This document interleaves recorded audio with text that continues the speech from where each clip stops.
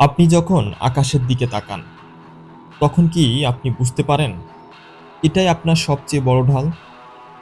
একটি অদৃশ্য রক্ষা কবচ, যা প্রতিদিন আমাদের রক্ষা করছে ভয়ঙ্কর মহাজাগতিক হামলা থেকে। আসুন শুনে নেই কোরআন কি বলে এই সম্পর্কে।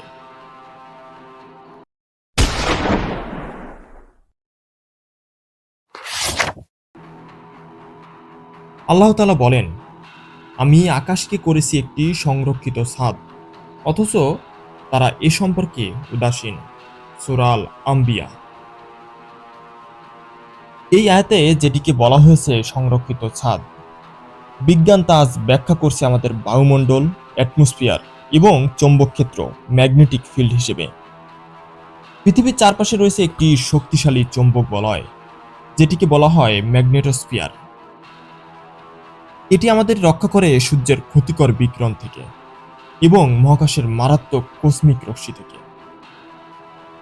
আর আমাদের বায়ুমণ্ডল, এটি তো এক আশ্চর্য আবরণ।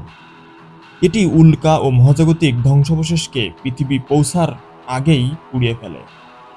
প্রতিদিন 40 টনের মতো মহাজাগতিক বস্তু পৃথিবীর দিকে ধেয়ে আসে, কিন্তু অধিকাংশই আকাশেই পুড়ে যায়।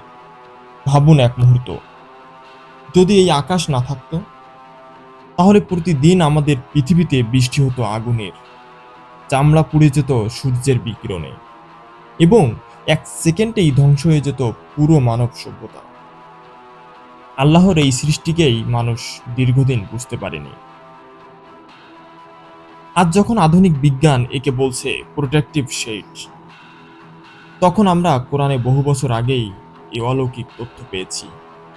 আকাশ শুধু সৌন্দর্যের নয়, এটি আমাদের জন্য এক অদৃশ্য কর্ম, যা প্রতিদিন নীরবে রক্ষা করে যাচ্ছে কোটি কোটি প্রাণ।